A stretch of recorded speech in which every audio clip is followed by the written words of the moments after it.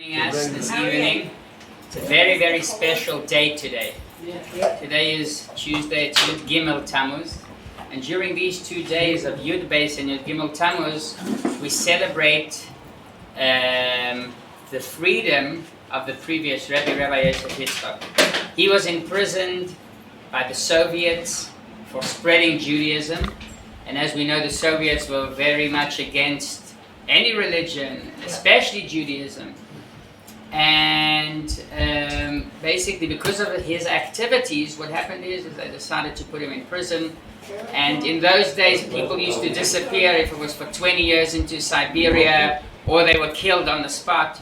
So it's really a big blessing and a big bracha that the Rebbe was saved, the previous Rebbe was saved.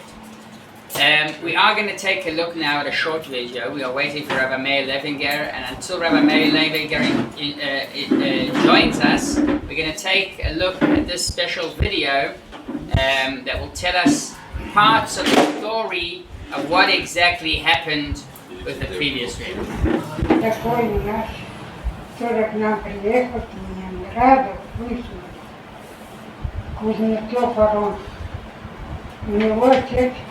Был, если я не ошибаюсь, председателем Rechavia.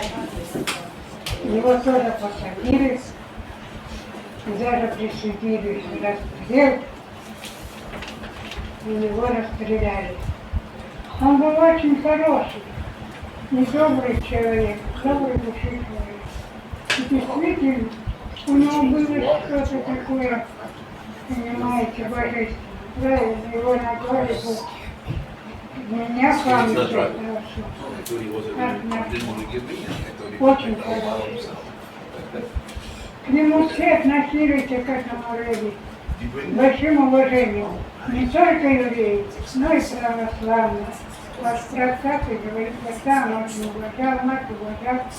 Но мама готовила на них, и отец тоже все был.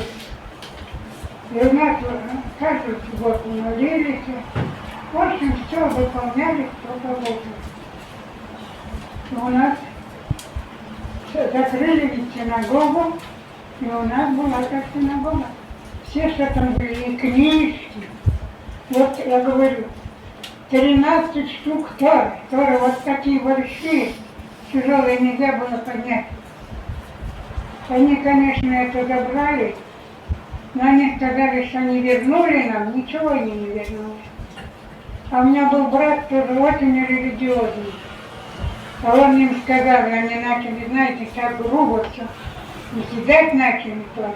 Он сказал, вы не имеете права до них дотрагаться. У вас поганые руки, не смейте трогать. Они тоже было его забрали, но вот так они вот психушку направили. Вот такие, мы пережили много. А было придраться к нему не было.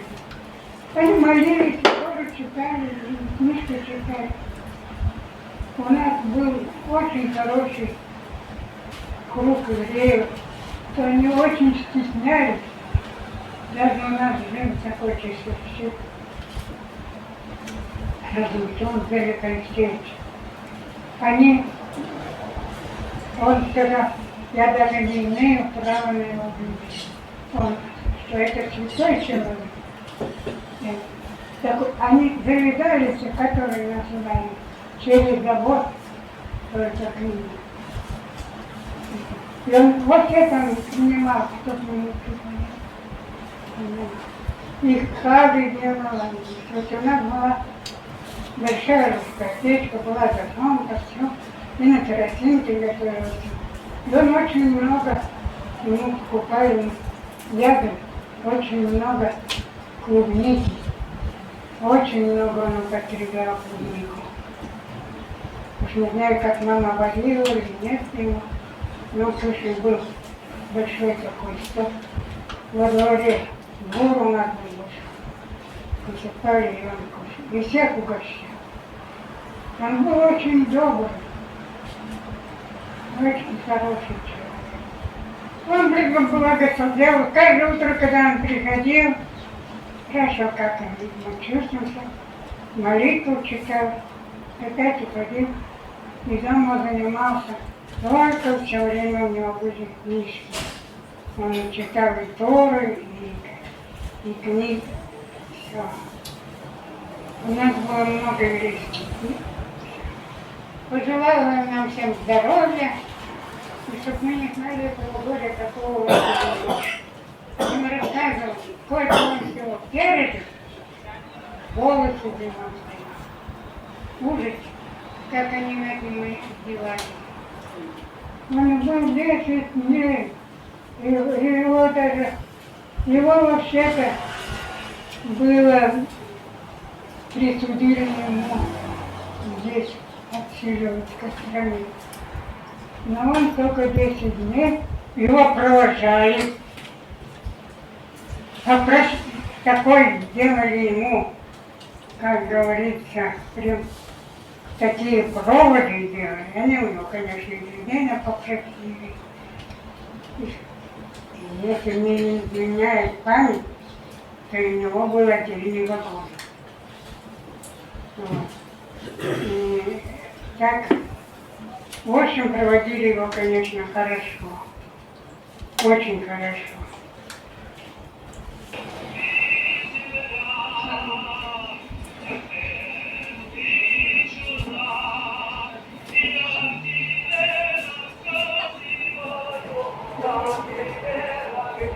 Really, we were on this side, but when we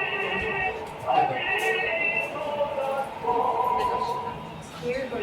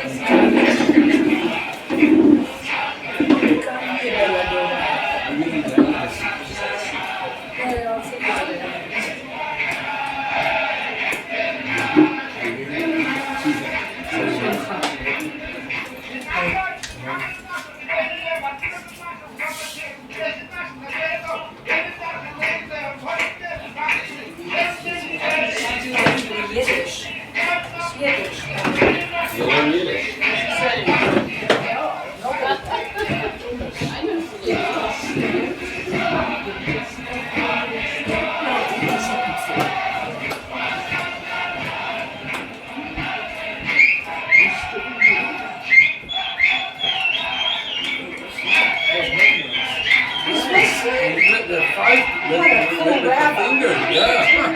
Imagine the South Arabian doing that. I've never seen him do this. That's amazing. Wow. I wouldn't mind doing that. It's a lot. Aren't the sad ones the nicest?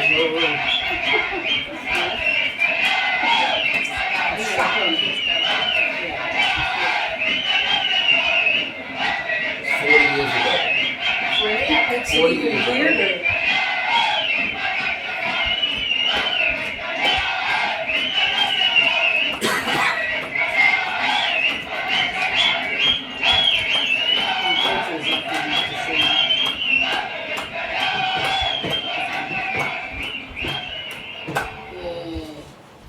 So we just saw two inspiring videos of the Rebbe people. First of all, a lady speaking about her experience, and then also a special nigun in Russian. That nigun is in Russian, and they sang it there at the Rebbe's Farbrengen.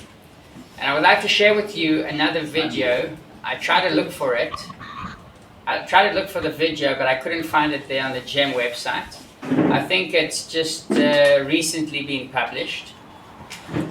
In that video, you see many Russian Jews, and these Russian Jews, the video was taken from behind the Iron Curtain, basically.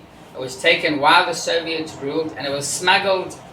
First of all, it was smuggled into the Soviet Union, and also was smuggled out of the Soviet Union.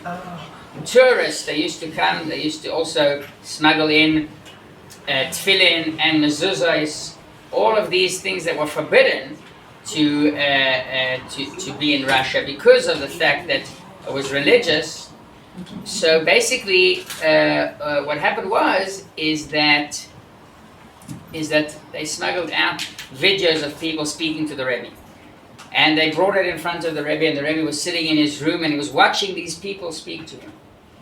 And it's very special for a few reasons. First of all, you see the people there in Russia, they had no real ability to keep Torah and mitzvahs. It was so difficult, so hard. And some of them, there's one person that tells the Rebbe, I know that you want me to stay over here. You see a person with a beard, which wasn't also common. If automatically when they saw someone with a beard, they said, you've got to be religious. Why? Otherwise you're with a full beard. And he was there. The Rebbe told him to stay there. He could have left Russia, but the Rebbe told him to stay. Why? Because he was in charge of that certain city, that certain area, of spreading Judaism in that area. And as much as it was difficult and hard for him, and then also as a result hard for the Rebbe, but the Rebbe saw in his eyes that the mission of the previous Rebbe as well was to spread Judaism even in the hardest and toughest times and places. So it's very interesting because the Rebbe, when he watched it, he became very emotional, and that's what the people say. They say that he became very emotional and he was crying. Usually you see the Rebbe in the nigun full of happiness, full of simcha, positivity. You can never see the Rebbe sad or crying, right? But in that case, the Rebbe was very upset. Why was he so upset? So not only because there was Russian Jews and the Rebbe maybe felt close to Russia because the Rebbe was actually originally from Ukraine. And not only because this was part of the mission of his father-in-law, the previous Rebbe, who basically said we've got to spread Judaism in Russia. But the Rebbe, and we're coming after Yud-Bet Tammuz, the Yortzeit of the Rebbe, what we learned on the Yortzeit of the Rebbe is the job of the Rebbe, not the job, the role, the mission that the Rebbe has and carries out is to make sure that Yiddishkeit is strong, right? If you have a president or a prime minister of a country, his role is to make sure that his country is strong, and whatever that involves, the economy, the military, whatever it is, the Rebbe's role is to make sure that Am Yisrael and Yiddishkeit are strong. And in the United States, that's what the Rebbe did. Establishing Chabad houses reaching out to people that were far from Judaism, Chabad on campus, C-Team, all over to strengthen Judaism. And there's one place that it's too difficult to do something like that. And that's Russia.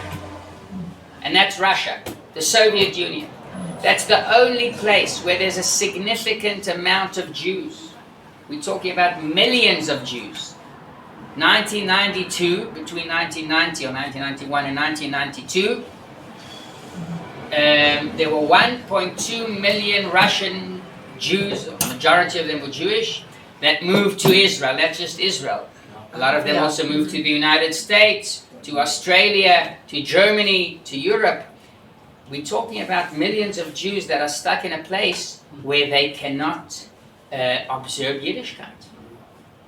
And that is why it was so painful for the Rebbe.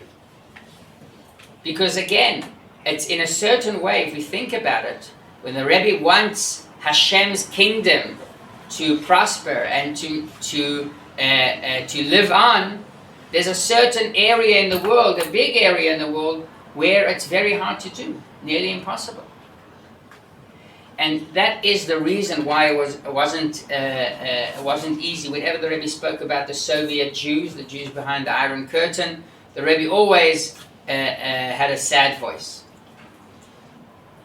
So that's just a video that I watched. I came across a few days ago, and here there's another issue as well, and this is the story of the previous Rebbe. Previous Rebbe, the celebration of today is in honor of the previous Rebbe who was freed from prison, and there's something very interesting about what happened over there in Russia, behind the doors of the prison. So basically, the previous Rebbe, to cut the story short, the previous Rebbe was put in prison, and they investigated him. They tried to prove that he was against the Soviet government. And the Rebbe Rayat said, I have nothing against the Soviet government. The only thing that I say is keep Yiddishkeit. We are Jews, we've got to keep Shabbos, we've got to teach and educate our children according to the Jewish ways of Hashem. We've got to make sure that there's a mikveh, we've got to make sure that there is a shul. I'm not against your regime. I don't have a problem with the Soviets. And he came in, after 2 weeks being in prison, he came in and he saw the sentencing. He saw that it says death by shot, and that was crossed out. 12 years in Siberia, and that was also crossed out. What was left is 3 years in Kostroma. Kostroma, if I'm not mistaken, that's a village in Kazakhstan. Somewhere also far out, unpleasant. 3 years isn't a nice time spending there. And that was the decision. And the people there, they wanted to cause pain to the previous Rebbe. So they told him, you know what? You're going to leave to Kostroma, to your exile, on Shabbos. We're going to set you free on Shabbos, which means you've got to take the train on Shabbos and Mechalel Shabbos, and you've got to travel to exile in that way. And the Rebbe Rayat said no. The Rebbe Rayat said, no way I'm traveling on Shabbos. It's not going to happen. And because of that, they put him into prison for another day, but they let him out on Sunday. Now, this isn't a simple thing to do. The Soviets, what they could have done was told him, okay, you're not happy with that? First of all, we'll send you to Siberia for 10 years. There was no one in charge, and there was no one to that you could say, you know, he's accountable for what's going to happen in the times of the Soviets. To the extent that the Hasidim involved in trying to free the previous Rebbe, they were scared to use any kind of connections with the head of the USSR, the head of the Soviet Union. They didn't want to go to the head of the Soviet Union because they were afraid that if you put too much pressure on him, then automatically what the KGB will do, they'll execute the Rebbe, chas v'sholom. And they didn't want to put any pressure from countries such as England or from the United States, because if you get them involved, so the Soviets might just go crazy. So, in other words, the point is that it wasn't a simple case. And when the Rebbe Rayat said, I'm not going to go on Shabbos, that is called what we call today pikuach nefesh. Have you heard of pikuach nefesh? Okay. What happens in a case when a person, unfortunately, doesn't feel well on Shabbos? Right, so in such a case, you call that whatever it needs, and you can do anything that takes to make sure that this person has no danger to his life. Why? Because the Torah wants us to live. Judaism isn't about just sacrificing ourselves and striving to move to the next world. No. Hashem wants us to live in this world and to enjoy and to benefit from this world, and of course to elevate this world. So, once again, why didn't the previous Rebbe use that opportunity and travel on Shabbos? If he would ask a rabbi, the rabbi would say 100% you can travel on Shabbos. There's no problem traveling on Shabbos in such a case. In a case where there's pikuach nefesh, Okay. and his life is in a risk, he's still in prison, so you can do anything on Shabbos. So the Rebbe, our Rebbe, explains something very interesting about the Rebbe Rayat. And this is connected also to our Parshas Pinchas. And we know that Pinchas, we refer to him as a zealot, right? He was strongly and deeply connected to Hashem. He couldn't tolerate anything that was against Hashem, anything that seemed bad. And that is unique to Pinchas. Not everyone can become a zealot, right? It's not something easy to become. You can't act as if you are a zealot. Or you've got it, or you don't have it. There's no book explaining how to become a zealot, or a zealot for dummies, or a zealot for beginners. There's no such a thing, right? It's or you really feel the light that Pinchas felt, and if not, so okay, we're not yet on that level, that's also fine. There's something about the quality of Pinchas that is also connected to the quality of the previous Rebbe. And the idea is that the previous Rebbe was so connected to Hashem that it couldn't be otherwise. There weren't any other options. Even in a case of Mesirus Nefesh, even in a case of, Pikuach Nefesh, where his life is in danger, he couldn't do something against Hashem's will. And this is an automatic situation that the Rebbe Rayatz felt. He cannot go against what the Rebbe wants, what Hashem wants. And this is, once again, basically the idea of truly being connected to Hashem like Pinchas. Pinchas was a very unique individual. Pinchas was very special in that way that he was automatically connected to Hashem. He was the only one to remember the halacha. The great rabbis. Yehoshua was over there. But somehow, it doesn't say that Yehoshua remembered this halacha. But nevertheless, Pinchas was the one to remember it, because once again, Pinchas was so connected to Hashem that he was on automate, right? We know that there's automate flights, right? That the pilot doesn't need to do much, he presses a button. Sorry? Autopilot. Autopilot, perfect. Autopilot, he puts it on autopilot and he's good to go. You can't take off, I think, with the autopilot, and you can't land with the autopilot. Maybe maybe you can, and they just say it's good enough. But when we speak about the connection of the previous Rebbe, the connection that he had to Hashem, it was autopilot. Automatically, whatever Hashem wants, this is something that he does. What Hashem doesn't want, he can't do. In any case, I'll give you another example from the the Rebbe Rashab. The Rebbe Rashab was the Rebbe before the previous Rebbe. So we're talking about approximately 120 years ago, let's say. 1895, 1890, until 1920. Passed away in 1920, 100 years ago.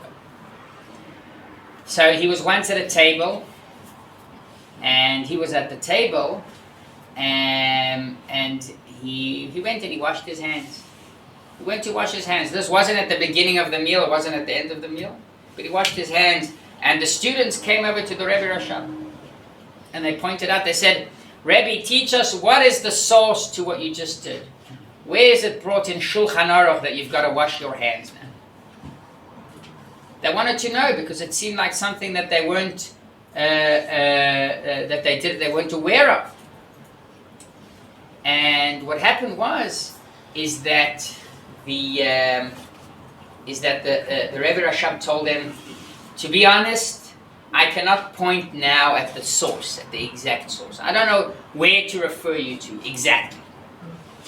But I can tell you this, that from the age of 12 or 13, preparing for bar mitzvah, I trained my body that it should follow the laws of the Shulchan Aruch and become part of my nature.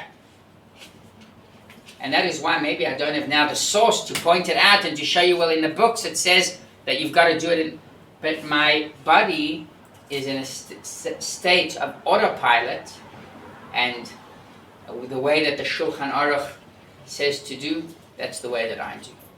And not all the time I know exactly what is the source and where to bring it from, but it's a direct link straight to the ways of Hashem.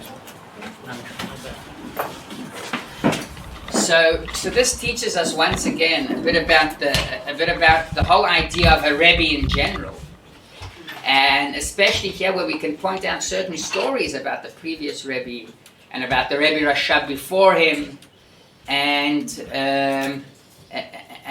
this is something that we can also relate to, and at least we can say together a special L'chaim that Be'ezrat Hashem we should zoichet to connect more to the Rebbe and to try and become, also become pilots, the pilots that drive on autopilot, right? Amen. We don't want to take off and no complications. We do everything Be'ezrat Hashem in an automatic way. So there's a special nigun, there's a special song for there's a special song for the day today, and I would like to welcome Rabbi Meir Levinger, who's going to be Farbrengening with us now. There's a special song for this day, and the song actually, it's interesting because the song isn't a happy song. Usually when we celebrate the day of redemption, let's say of the Alter Rebbe, so it's a happy song. Here in this case, the song has also a deep aspect because in a certain way the mission did not end yet. The work and what the Rebbe Rayat, the previous Rebbe, what he basically wanted is of course for Jews in Russia that they should be able to keep Yiddishkeit in the best way possible. So the nigun goes like this.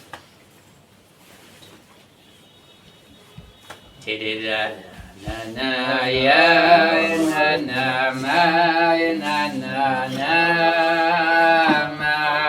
ma ya da na ma ya na ma ya na na da da da da da da ya ma da ya na ma na na ma ya na ma ya na ma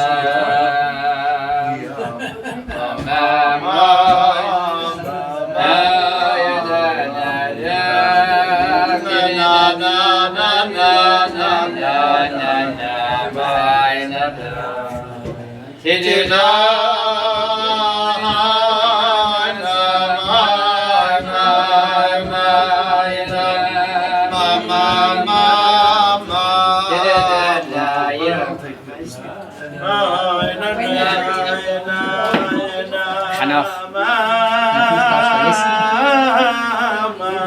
The whiskey, please.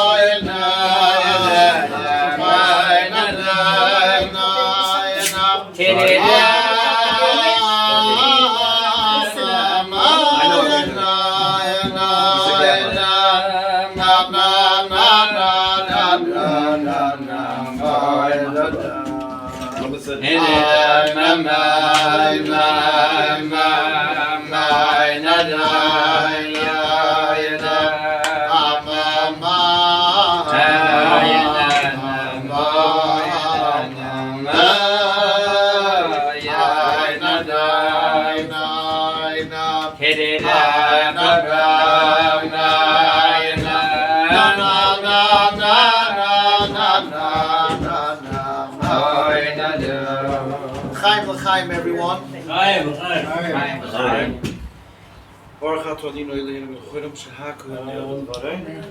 Amen.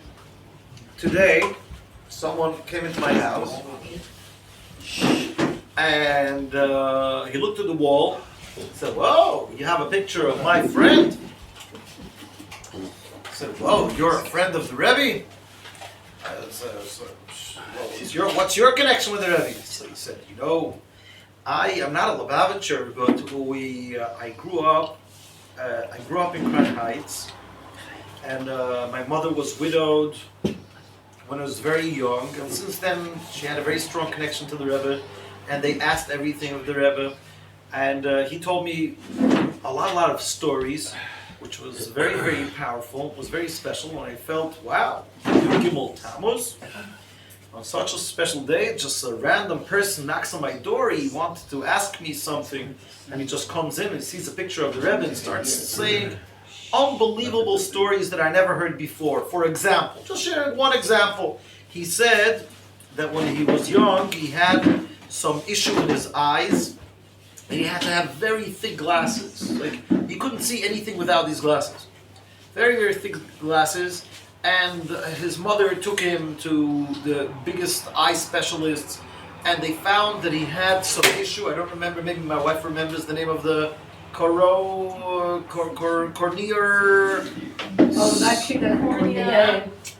Macular degeneration? Yeah, macular I think some more transplant. No, that's before the transplant. Yeah, I don't know, something degenerative with his eyesight. Oh, corneal degenerative. So I didn't know. I thought that I'm going to Farbrengen over here with laymen or lay women. I see a bunch of doctors and professors. No, not even eye doctors, just general knowledge. Whoa, everybody knows it. I didn't know about these words. Like what? I'm not in that field. Whoa. Okay. So basically, corneal, I don't know what. Let's call it corneal degeneration. How big is it? How big is it? Yes. L'chaim, everyone. And it was a very, very rare case of this corneal bigazin. Corneal degeneration, maybe? What?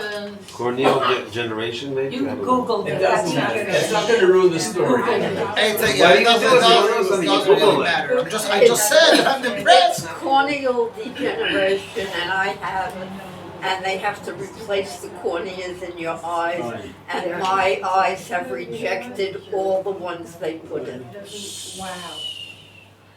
Whoa. So it's corneal degeneration, and you have to replace the Cornea. The corneas. The corneas, I have no idea what that is. That's the lens. And it's the lens. Fine, you can tell me whatever you want.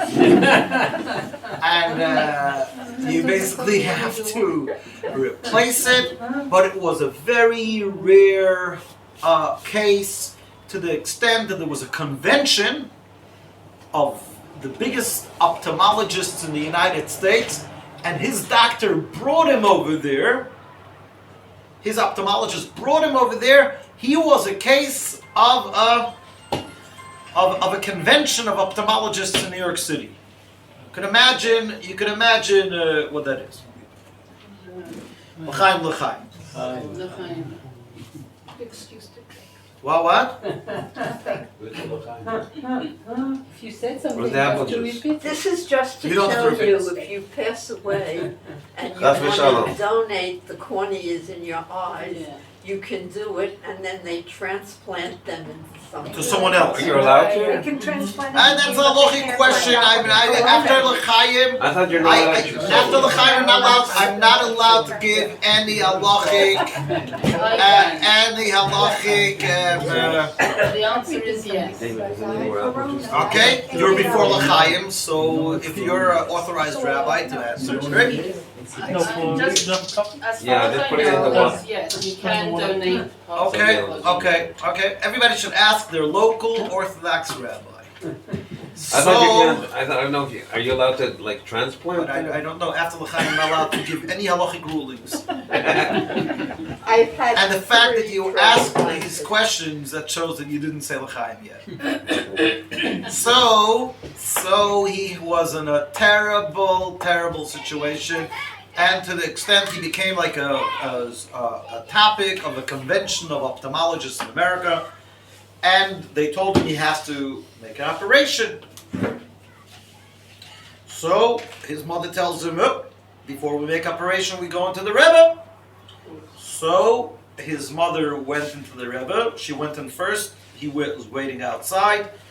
The Rebbe and his mother had a conversation. Then his father.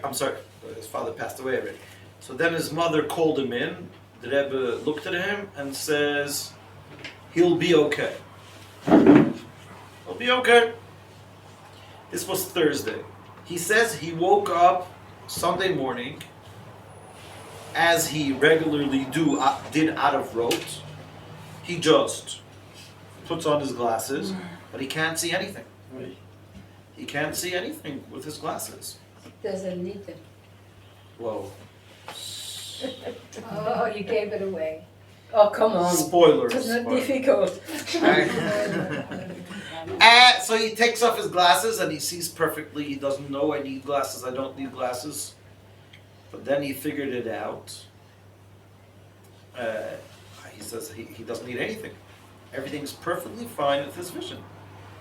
Everything is perfectly fine. So he went to the doctor right away, and he went with the x-rays and things like that. So it's very weird. Maybe the doctor said maybe the microscope that took the pictures had polka dots, like had dots on the microscope. So the microscope lens was dirty, so that's why they had all these dots on the picture. That's what he told me. That he came knocking on the door. He came in, and I said, "Wow, what a story." But then I had a second thought. Today is Yud-Bet Tammuz. What does the story tell me? I looked at this guy. He has this amazing story. Still, did it make him any closer to the Rebbe? Did it make him any closer to the Rebbe's mission? No. He has a cool story.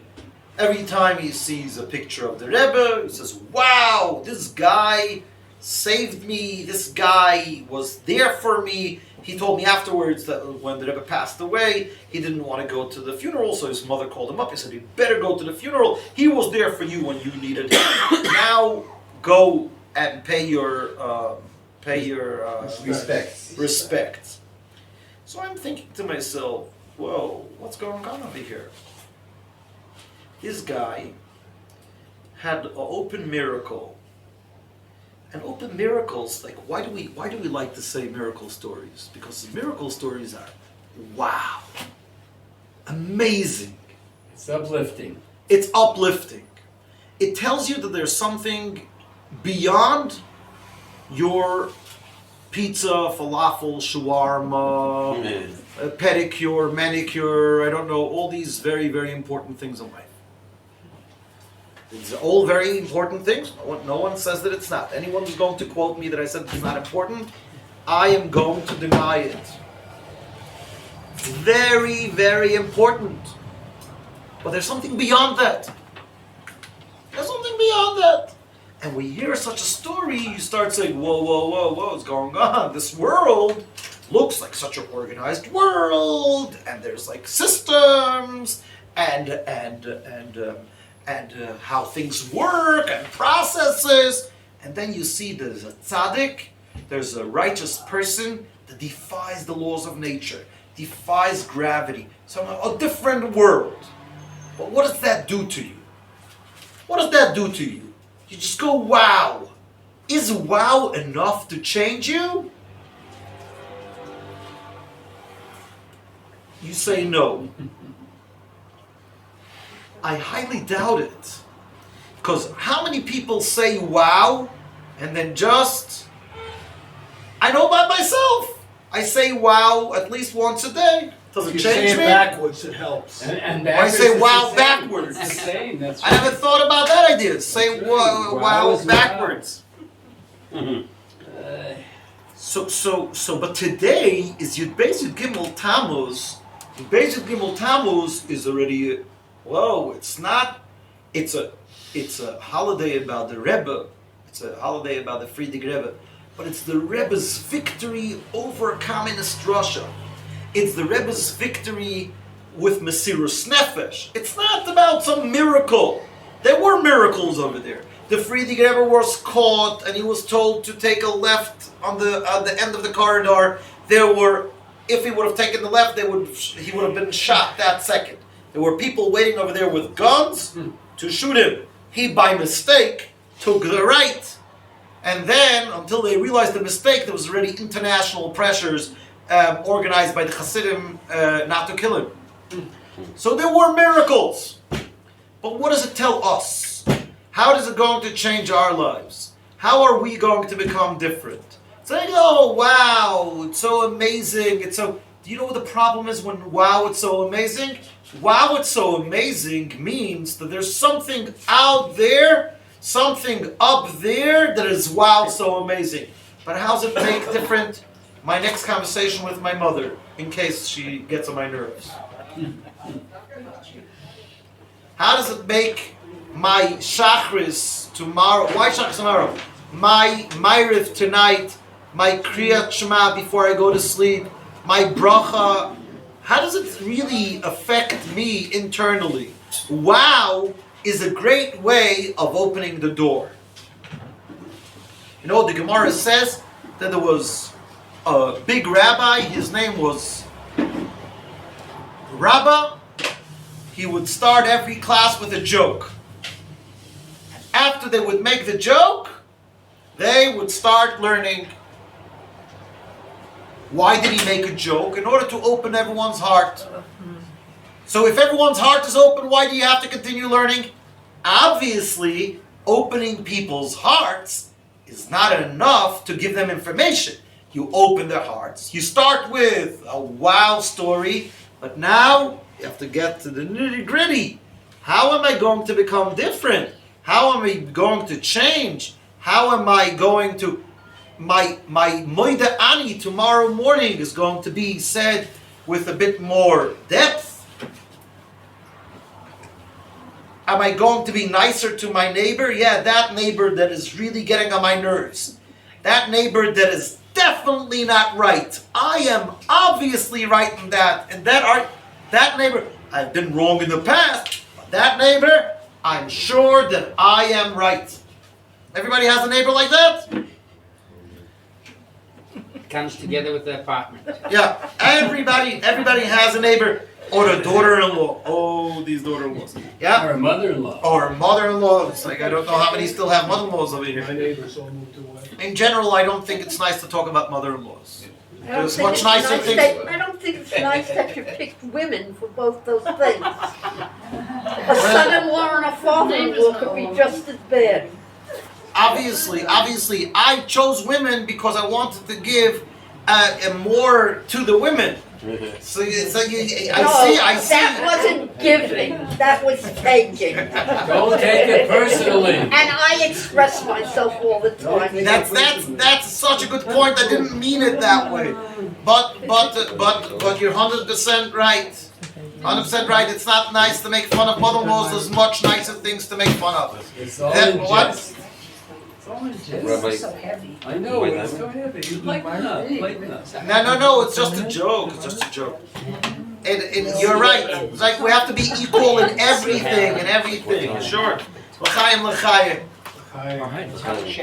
I didn't. Both son-in-laws and daughter. I said both mother-in-laws and daughter-in-laws. Right. You also said neighbors. Neighbors is neutral. Neighbors is neutral. No. I definitely messed up. That's not. Just don't something. do it again. We accept your apology. Is your mother-in-law here? No. I could give you her number. Okay. She should find out about this. And it's recorded. And she already knows there's nothing she can do about it. She gave up. Is that your daughter at the end of the table? Daughter, it's his wife. No, it's my But his daughter, the wife baby. is holding the Oh. baby. But not That's the my woman. daughter. Well, make sure you don't treat her the same way. Did you cut it off? It was a joke. No, it's okay. No, she doesn't mean it. No, she's not. That's also a joke. That's a style of humor. You're taking it too seriously. It's a certain style. You don't know her. You don't know her. Oh, Shalom Aleichem, Rebbe Goldberg. Rechavia just came in. Come, Rebbe Goldberg, tell us a bit about the situation. I messed up. I think I should be acquitted. Acquitted? How do you call it? Yes. I think I should be acquitted. I made a terrible. Or you can take the fifth. I can plead the fifth. Yes. I can't. If I plead the fifth, it's the same like leaving. What's the point of me sitting over here quiet? No. But Levinger doing a great job. Yeah. How do you know? Because I know. Because you're funny. Ah. You're a good speaker. Yeah. Thank you. Could you make sure that my mother-in-law hears that? Am I blocking you? Do you know what they say? Behind every successful man, there's an astonished mother-in-law.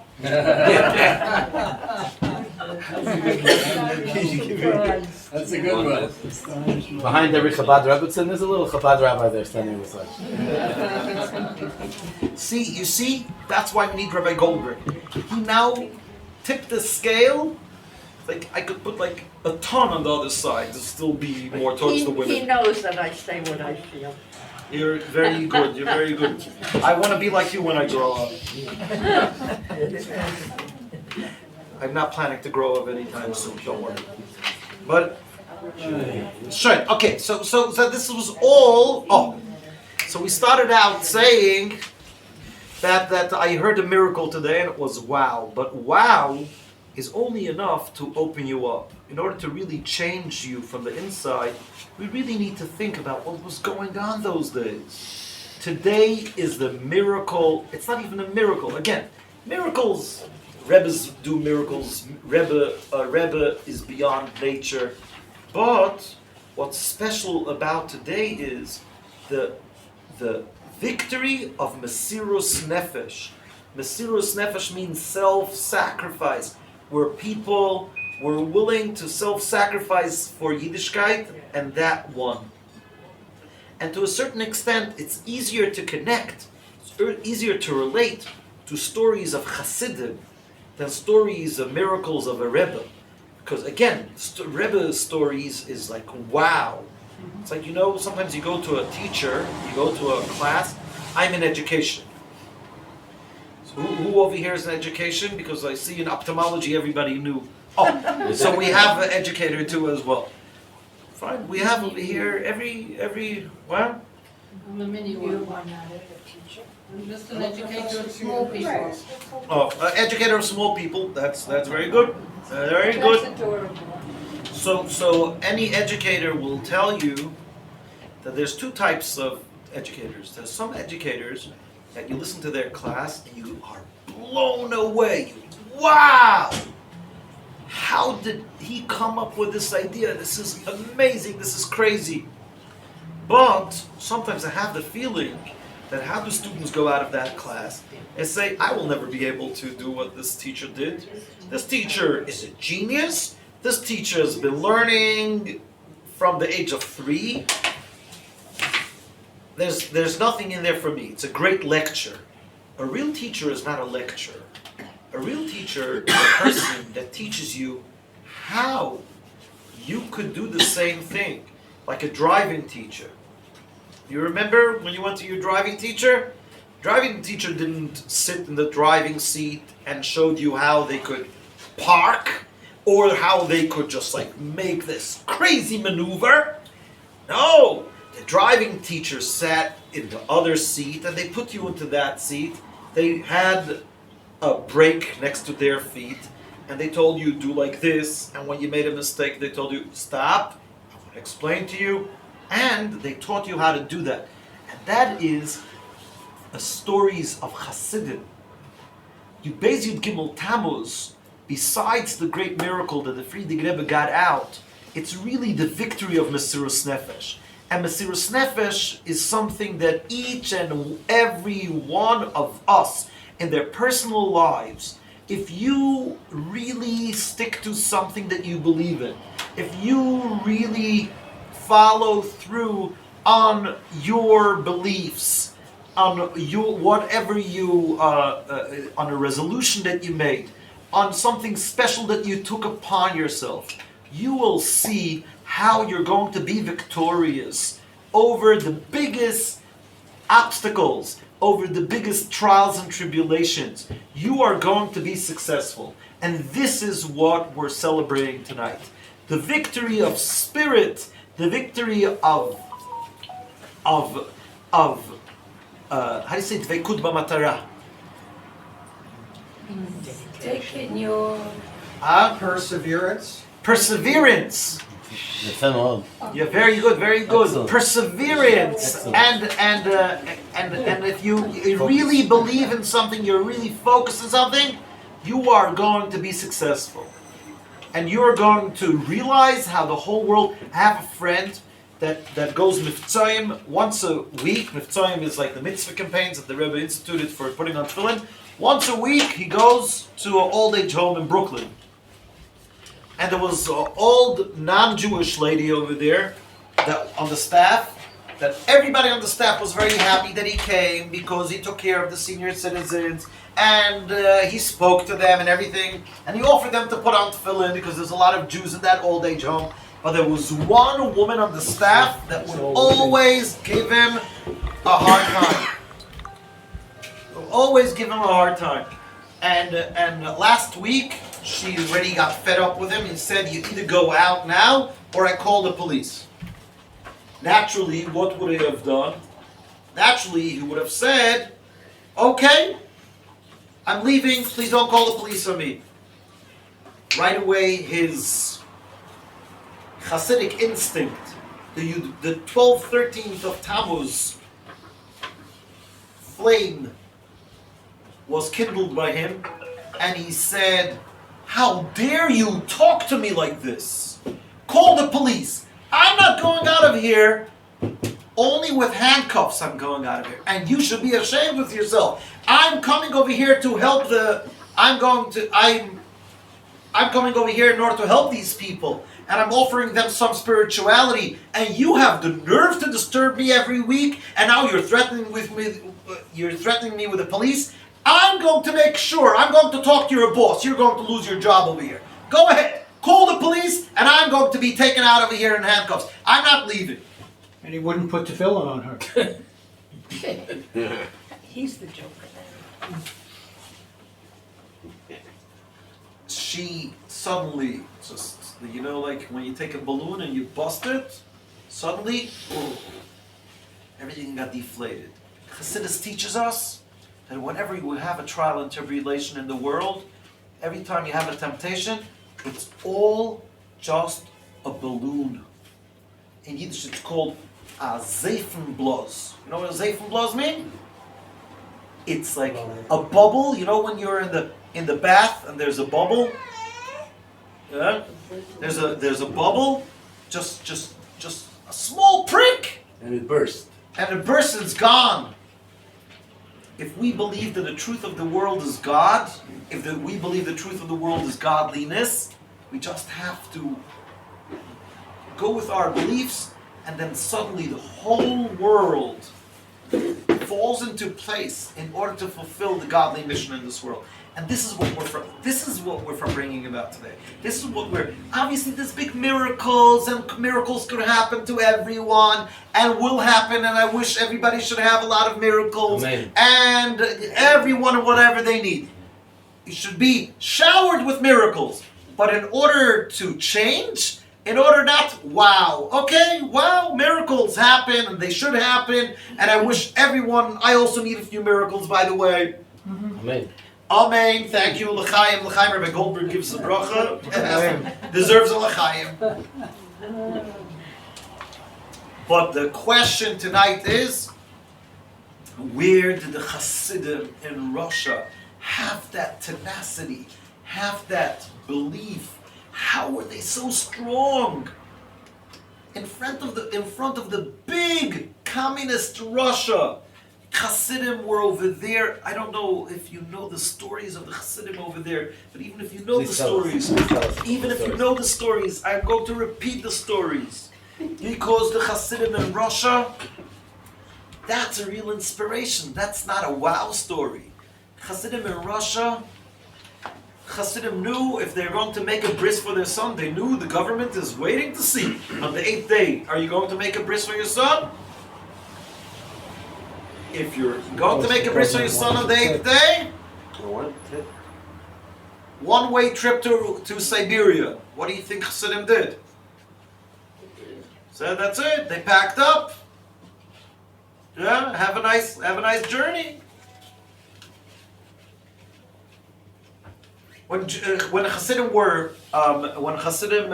got stuck in Russia after the Friedrich Rebbe was kicked out of Russia in 1927, Hasidim were stuck in Russia for a long time, till after World War II. In 1946, Hasidim had the opportunity, which is basically 19 years later, Hasidim had the opportunity to leave Russia by claiming right after World War II, because there were so many refugees that escaped the Nazi regime in Poland and other countries, they ran into Russia. So in 1946, what happened was that Russia said any Polish citizens or citizens from other countries that ran into Russia, that escaped, are allowed to have permission to leave.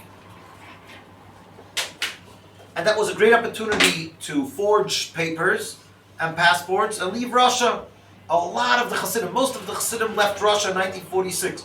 It's called in Chabad lingo, it's called Yetzias Mitzrayim, Tov Shin Vav. Exodus, 1946. And which, by the way, just like a side note, like all these places, like Russia, North Korea, all these places constantly tell their citizens that that's the best place in the world to live. But if you want to try, but if you try to leave, no, they won't. They won't let you leave. I don't understand. If it's the best place on earth, I want to go live in a place that is less good. So what's your problem? No. If you're from another country, you could leave. If you're Russian, okay. But that's a whole other. That was just a side note, just to show the bluff of. Like, so we have the same things. We have certain things that we think that we enjoy, but when we want it, but we don't really enjoy it. And when we try to leave it, it doesn't let us leave it. Okay, but that's a whole other conversation. I don't want to go there. But 1946, when the Hasidim were able to leave Russia, so you had to have like thousands of Hasidim. The Hasidim ran away from what's nowadays Ukraine. They ran far away from the center because if you went far away, the communism wasn't so strong. So a lot of Hasidim ran away to Georgia. A lot of Hasidim ran away to Bukhara. Bukhara is in Uzbekistan, in Tashkent, in Samarkand. And over there it was still dangerous, but not so dangerous. Yeah? See my small daughter? She's named after my wife's great-grandmother. Her name was Taibel Lipsker. She had the Bochrim of the yeshiva in a place next to Kutaisi. I think it was named Kulashi. There was a yeshiva over there, and the Bochrim would come home and sleep in her attic. Could you imagine what the communists would do? They would find out a woman is having a dorm of a yeshiva in her attic. But that was the Mesiras Nefesh. Hasidim. By the way, the Hasidim could have very easily said, "Who needs a yeshiva? Everybody should sit in their house with a study partner and learn." So no, we need a yeshiva. We need a mikveh. We need a shchita. We need a cheder. Hasidim, they just laughed communism in the face. And I don't want to make you sad, but you know, it wasn't easy. Every day Hasidim were caught either being teachers in the children's school or being a moil or a sheikhet, and they were either executed or sent to Siberia. What do you think happened the next day? A different Chassid came in and took the post. 1946, when the Hasidim were able to leave Russia, a woman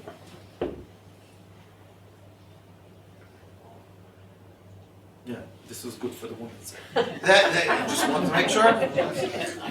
You're never bored.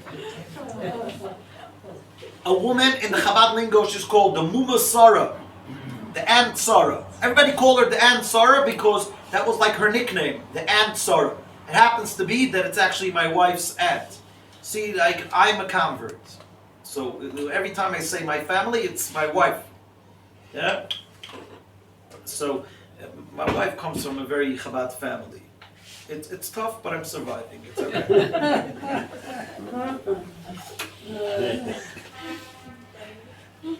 Calm her down, okay? So it's actually her aunt. But in Chabad in general, everybody called her the Muma Sarah. Her name was Sarah Katzenellenbogen. She started like a whole underground, underground network of getting fake identifications, getting a name of a Polish citizen that was killed, getting a passport, forging a passport, making sure that they get onto the trains. She did it together with Reb Mendel Futterfass. I don't remember, there was another chassid. By the way, she was caught. No one knows to nowadays where she is. They most probably chopped her up into pieces. Oh, yeah. What? Yeah, that's what they used to do back then. Reb Mendel Futterfass, for some reason, they let him live. But listen, Reb Mendel Futterfass, he realized that the noose is getting tighter. His wife and kids were already outside of Russia, but he stayed in order to help the operation going on. So he realized that the noose is getting tight, they're going to catch him, so he got onto the last train out and already had a passport. So a chassid comes over to him and tells him, but if you're leaving, the whole operation is gone. You are a cheverman. You know how to take care of these things. You're leaving, I'm stuck over here. Reb Mendel gave him the passport, got off the train, let him on the train, and it took him about another 15 or 17 years, I don't remember exactly when he left, until he was reunited with his wife and kids. Where do people take that strength? You see, a miracle is a wow. But could I I'm not even asking about the strength of the Muna Sora, the Ant Sora, or a Mendel Futterfass. We're talking about people that gave away their lives in order to teach kids Aleph Beis. In order to teach, I know a guy in Crown Heights. He told me he grew up in Malachovka. Malachovka is a small town next to Moscow. So the law was that every child has to go to school. How does it called over here in Hebrew, in Israel? Chok Chinuch Chovah. Right? I think in every country in the world you have to go to school, you have to get an education. But they didn't want to send their kids to the heretical communist education. So they got their kids uniforms and they hid them in the house. So if anyone would come, they would see them in the uniforms and things like that. And he told me, his name is Shmuley Kravitsky. He's a travel agent in Crown Heights. He told me that one day someone came knocking on the door, but he was told by his parents not to tell anyone, not to open the door to anyone. So he and his sister jumped out of the window right away, and they hid in the backyard till 4 p.m. till school was over, and then they came to the front. They came in from the front, they saw that the person that knocked on the door and came into the house is actually their uncle. And their uncle started laughing. He said, today is Sunday, there's no school today.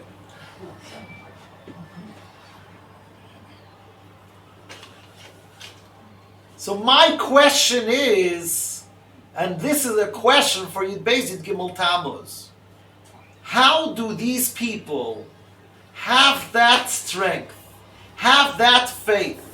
Not that faith, and like we all have faith when it comes to miracles and miracle workers and wow, and it's so inspirational and it's so nice. But when it comes to the small things, everybody has their small thing. Maybe giving tzedakah, maybe eating more kosher, maybe getting along with a neighbor, maybe getting a new mezuzah, which is really, really very kosher. How do I make Judaism more real for me in a way that I'm willing to pay a price for it? Thank God we don't have to pay a price anymore. Thank God we're not in communist Russia. Thank God we are in a free country. I don't know Israel.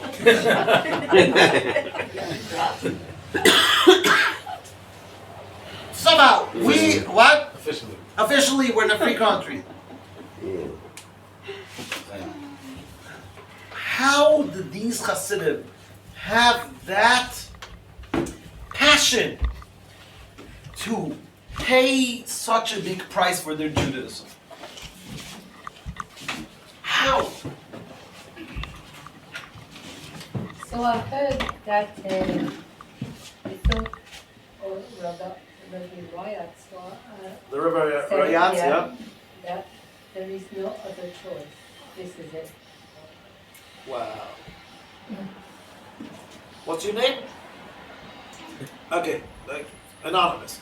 Mrs. Anonymous says that the Rebbe Rayatz said there was no other choice. I wanna explain what she said. But before that, we need a l'chayin, we need a niggin. But that's the point. You nailed the head. The nail. You nailed the nail on its head. There have been a lot of science. Come on, a lot of l'chayims. Really, to be honest, really, at this point, I should just leave. You said it all. But I'm going to elaborate. That's what teachers do. We elaborate. But well, you said it all. You know what she said? But let's sing it first. You want to sing Pada B'Shalom. The rabbi wants to sing Pada B'Shalom because it's the longest niggin. What? Most complicated word? And the most complicated, the most words. We can do the shorter version.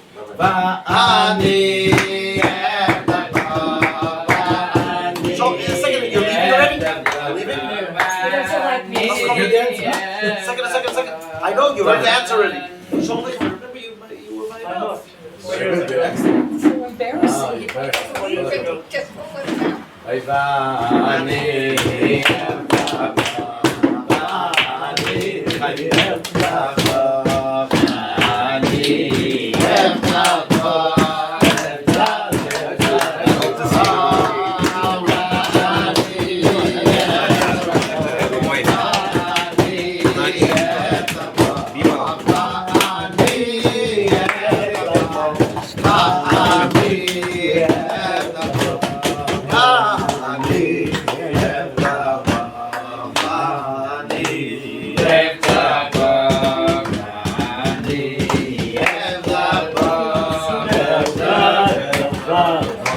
Let me explain what Mrs.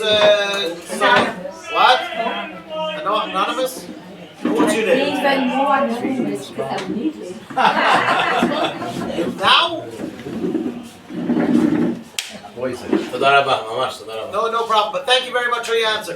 I'm going to explain your answer. What you said?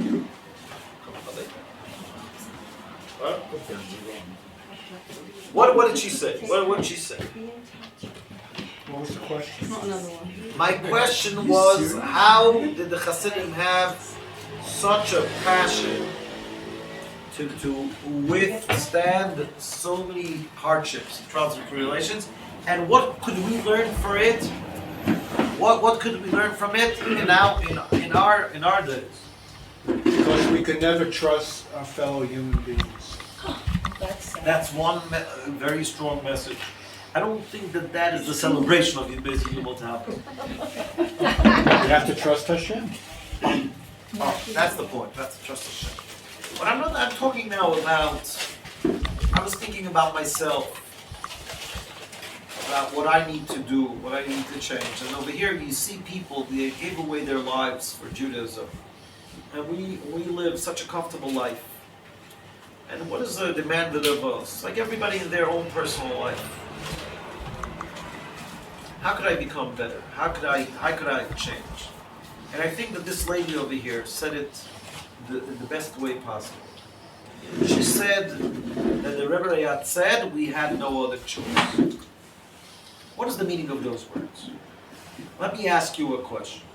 No one should ever experience this, but just like hypothetical, like completely hypothetical. Please don't think about it too much. I don't want you to have nightmares tonight. I don't want you to sue me for traumas, any of those things. Even though that I'm pretty much covered by the insurance of the Chabad over here. Tzad Gimel. What? Tzad Gimel. Yeah. We'd rather not use it. Yeah. Okay. So the rabbi says we'd rather not use it, but we're going to use it anyways. What would happen if a person comes over to me with a pistol to my head and says, listen, either you stop breathing or I shoot you? Same thing. Exactly. What would I tell him? So shoot! You want shoot? And if someone will stand over there and decide, hey, he's a smart aleck, you have to say, shoot me. Yeah, what do you want to be shot? No, I don't want to be shot. But I can't stop breathing. No, but you can take your time. Like it takes time. Give an extension to yourself. Okay. So that is a good idea. Strategically, maybe And something it's a good will idea. happen. Maybe a miracle will happen. Maybe suddenly, the pistol won't work. Exactly. Or the story of Reb Nachman, right? He said, okay, you want to take all my money? So he said, like, do me a favor, shoot, Russian roulette, like. No, shoot my hat. Oh. Like this, I could tell my wife that the reason why I don't have all my money is because a bandit shot me. So he shoot my hat. Then he asked him to shoot it again. Then shoot again. Then he had no more bullets. Then there were bullets, and then he, yeah. So strategically speaking, you're right. But let's say we're talking in a situation where a person says, either stop breathing or I kill you. What are we going to tell them? You want to kill me? Kill me. Not because I want to be killed, God forbid. No one wants to be killed. Everybody wants to live. But what am I saying? What am I saying? I'm saying that breathing is not an option. What this lady was saying in the name of the Friediger Rebbe was that a chassid knows that Judaism is not an option. It's who you are. There's no other option. There's no other option. Rabbi Goldberg reminds me the words of Chassidim who said, Azoye nicht anders. What does that mean? It means this is my life. You know, I remember the first time I learned Tanya, like in the middle of my conversion process. So the Alter Rebbe says, the Alter Rebbe says, and the second soul is the Jewish soul. The second soul is the godly soul. And I was, wow, that's like an atom bomb. What is he saying over here? Do you realize what he's saying over here? He's saying that my Judaism is not something external to me, superimposed on me. It's my soul. It's my life. It's who I am. It's not something I do. Did anyone ever see someone's to-do list? Say in the to-do list they have over there, to do, eat breakfast, to do, go to the bathroom, to do, breathe, to do. It's not something that you do. Obviously we have breakfast. Obviously we go to the bathroom. Obviously we go to sleep. But this is a part, it's not something we do. It's a part of our life. It's a part of to be. Yeah, to be. Exactly. It's like I said, it's who you are. Therefore, when you understand that Judaism is not something you do, when Judaism is who you are, then it's a whole different ball game. You know, I want to share with you a story. Chaim.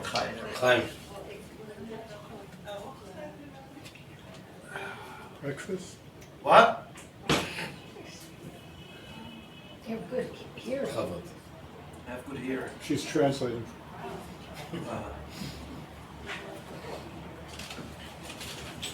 In 1974, 1973, there's a group of Hasidim that got stuck in Russia. They came out. Yeah. That's when the Rebbe started the new community in Kiryat Malachi. It's called Nachlas Har Chabad. It was where? It was about 1973, 1974. The Rebbe said to prepare a new community. It's near Ashkelon. Yeah. To the south. And the Rebbe said to create a new community. I think the Rebbe said before. By the way, just because we like miracles too, I just want to say something. Before the big immigration from the Russian Jews in the 1990s, a million Jews from Russia came. Before that, the Rebbe said that a lot of Jews from Russia are going to come. Right away, when Gorbachev became dictator, not dictator, how do you say it? Dictator, that's how you say it. When he became dictator of Russia, the Rebbe said right away that good days are coming, and Israel should start building a lot of houses because a lot of Jews from Russia are going to come, and they and I don't know how much they believed in it, but how much they started working on it, and then within the next 10 years, 1 million Jews from Russia came.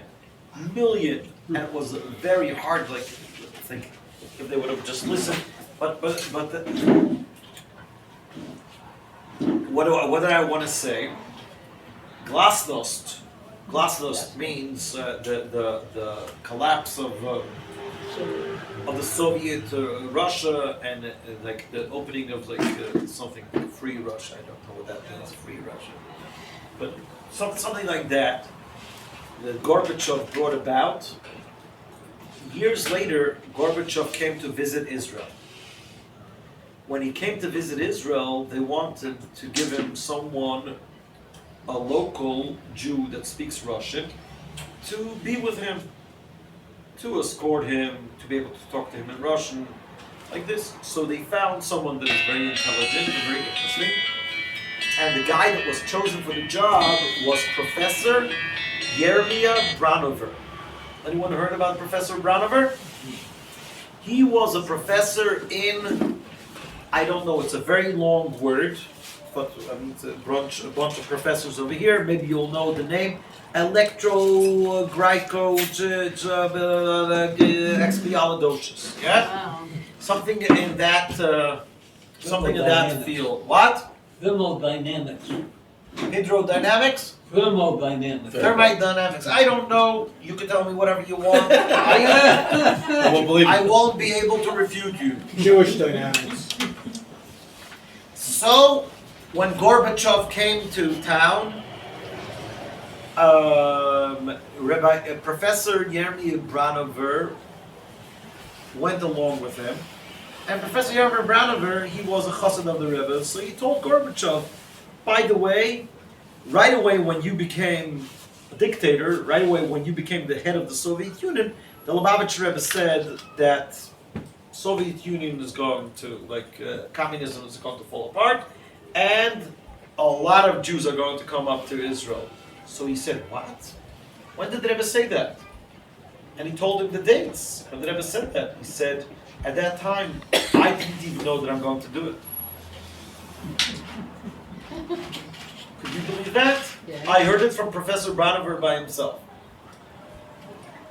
Professor Branover said that Gorbachev told him about what the Rebbe told the world about Gorbachev, that at the time Gorbachev by himself did not know that he's going to do it. Huh? Isn't that completely sumachechi?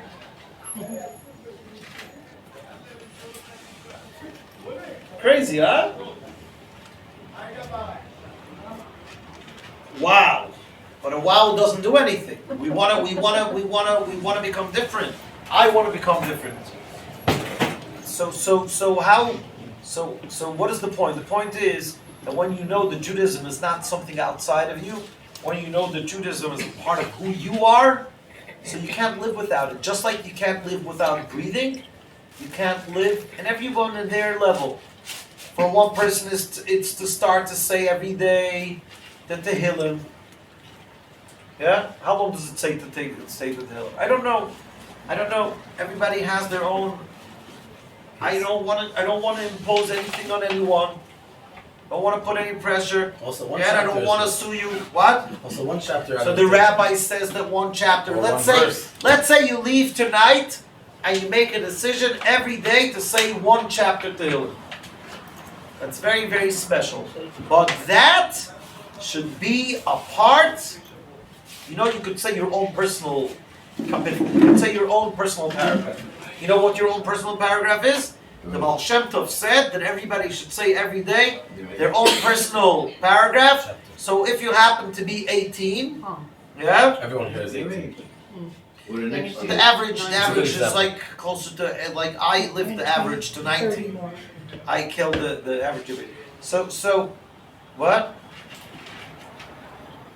If let's say you're 18, so you say chapter. I'm sorry. 19. So you say chapter 19 because you're your 19th year, and it's a very, very good big skula. It's very special. Some people over here are a bit more advanced, saying every day the chumash of the day. You can even say the Rashi, chumash and Rashi. Doesn't matter. Whatever you decide to do. For some people, it's the same with Ani in the morning. But whatever you decide to do, don't do it. Be it. יפה. Yeah. יפה מאוד. That's a good idea. Yofi. Yofi. That's it. Not to do, not to make, but to be. To be it. And to do it out of a place of being it. Panemayish? There's a good philosophy. A good? Philosophie. Good philosophy. Parle français? Can also, yes, but I speak German. Sprechen Sie Deutsch? Oh, Schweiz. Schweizerdeutsch. Schweizerdeutsch, ja. In Rechavia, you have a little bit of every language, every country. Kibbutz Galuyot, Kipshuta. Oh, very nice, very nice. Yeah, Is it proper for me to give a little bit of something? sure. Now, this, I was gonna go to It's a Rabbi Farbrengen. Goldberg and to your office and privately tell you this, what happened. No, but Farbrengen. Farbrengen, you have to This do is it. like- You have to do this. This is huge when Oh. she finishes talking. She's not finished. Sorry. Okay, I was recently for Pesach in New York, for Pesach. I lived in New York, I made Aliyah. Okay, so my daughter surprised me with a trip to Morocco, because there was a group from New York that were going, it was all Are women. you Moroccan? I am so not Moroccan, it's not funny. Shlomi? Dax. Dax? This is his mother. Moroccan, would be kids. Ah, Shlomi Dax. You're Shlomi Dax's mother. He's getting older, so I'll call him my nephew soon. So my daughter surprised me with a trip to Morocco, so she could also go, because her husband hates driving. Because her husband? Her husband doesn't like to travel, and it was an old woman's trip. There's a lady who specifically does it in Brooklyn. How did they let you onto the trip?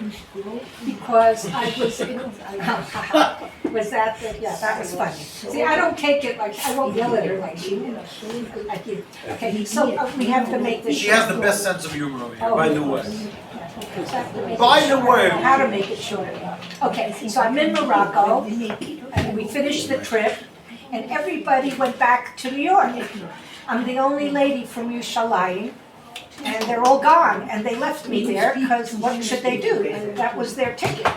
That was their ticket. So I had a plane ticket for 12 o'clock that night To come here. to come back to Israel. I was the only one on the, from that group, because they're all And you were Americans. waiting They in were all the- Americans. And you were waiting in the airport. Yeah, I had to be in an Arab airport myself. Uh-huh. So my daughter knew about this in advance, and she realized that I'm going to be in an Arab country for a day all by myself. What's going to, this isn't funny. So she hired a driver who was from Casablanca, Moroccan Jew, and this way I won't be alone and he'll be my chauffeur. Okay, so we drove around, we did things.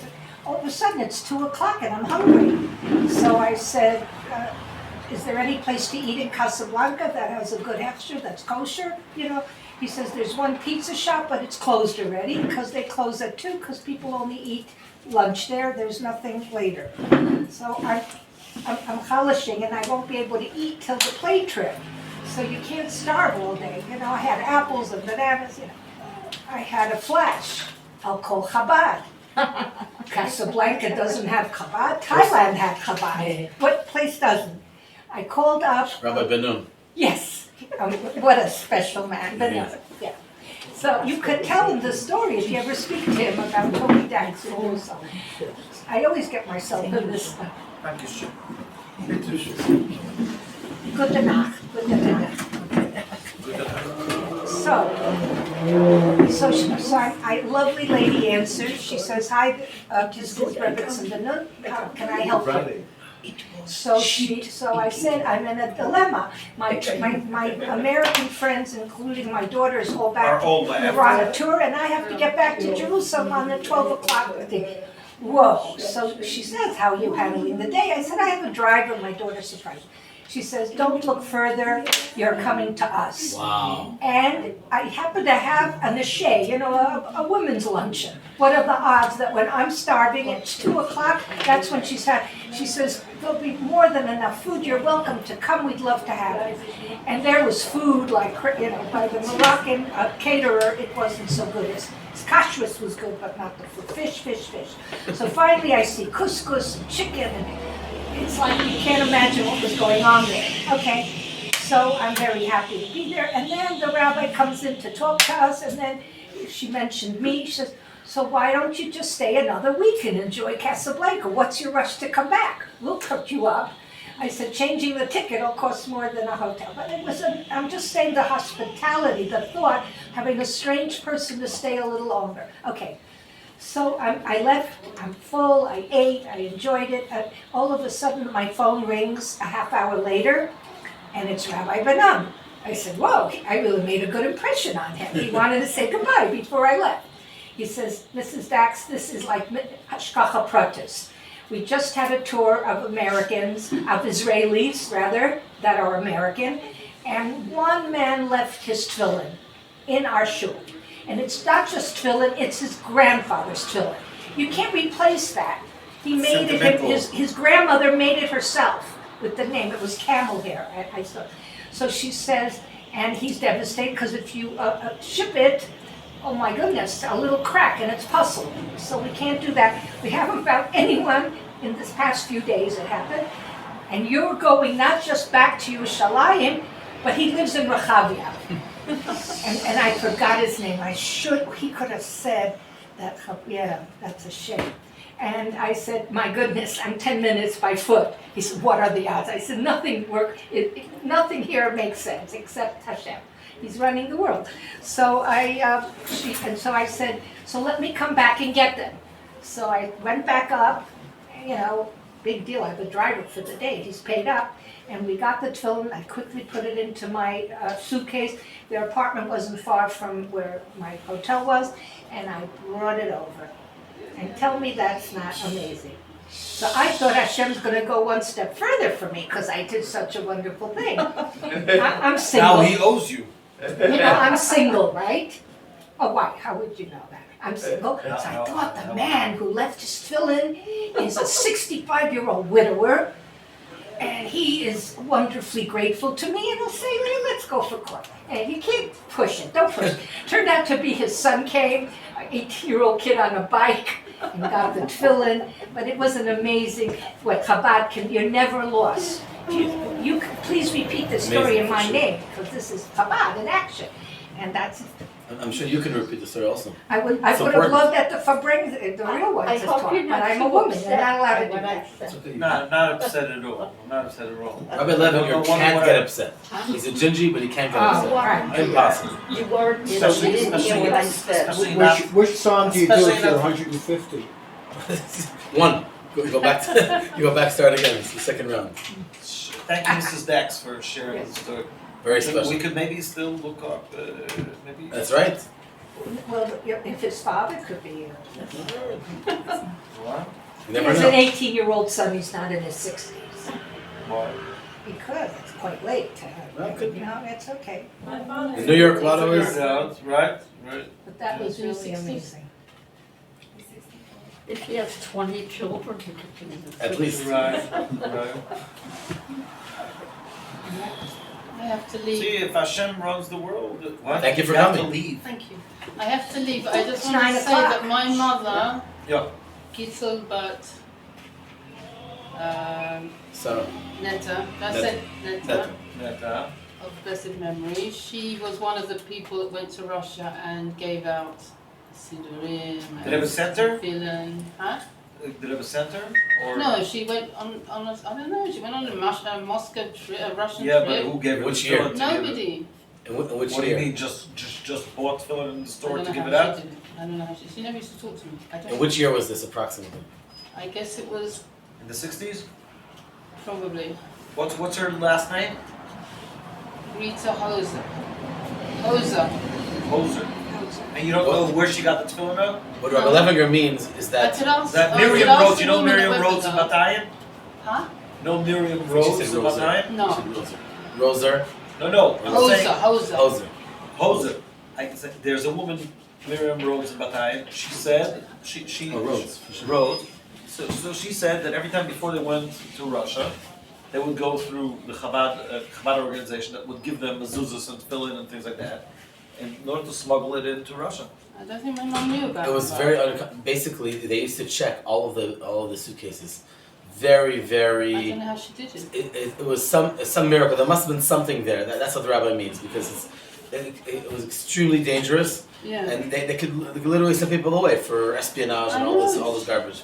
So it's a big miracle. And the Rebbe used to connect with people like Rabbi Pinchas Teitz of blessed memory. He wasn't a Chabadnik, but the Rebbe made contact with him, and the Rebbe sent a lot of things through him. And other people that used to go out and had the connections through the American embassy and things like that. The Rebbe used to send all kinds of Jewish artifacts and helped. I don't know how my mom It was a major thing in keeping Yiddishkeit alive. From where did she travel? Well, It's from another England. question. England. From England. That's another good question. So were Chabad in England at that time? Yes. I never There was, heard yeah, there about was. them For sure until there about was. the 90s. In the 50s it was Chabad. They took my son, he came back from shopping and he said, I just met a load of men and they took me in the back of their van and put a thing That round sounds me. scary. I Tied me up. They and tied gave me me up. wine. I was getting more and more scared. So where are these men? What happened? It was Chabad. It was a Chabad started the Chabad in our area. Anyway, Baruch Hashem. Thank you for the Thank you. schnapps. Very, very. Oh, you're welcome. When I told my Thank you for a good story, one evening, guy everyone. said, no trouble you could have gotten. They could have put the top thing with cocaine and you're stuck in a Moroccan prison with cocaine charges. People Part have of the done that. miracle. A part of They the used miracle. mezuzahs and Jewish things. You heard of the boys that were detained. So I was thinking that the Chabad Rebbe and this, really, they didn't It's a part of understand the where I got miracle. it from. You know, Mrs. Dax, it's a part of the miracle that you didn't think. but they didn't know that it was from him. Very, very nice. Okay. Thank you. Okay, Thank you. l'chaim, Past our l'chaim. bedtime at this age. No, no. Yeah, yeah, yeah. The night is still young. You're young. I'm very young. We're all getting younger.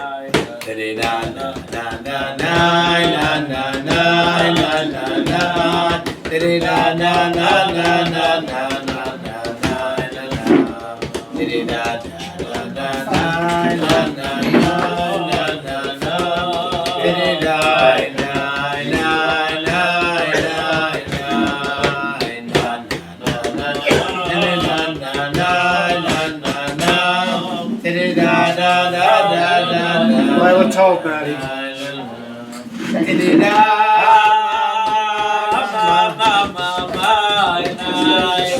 Thank you for sharing your story. It has to get further around.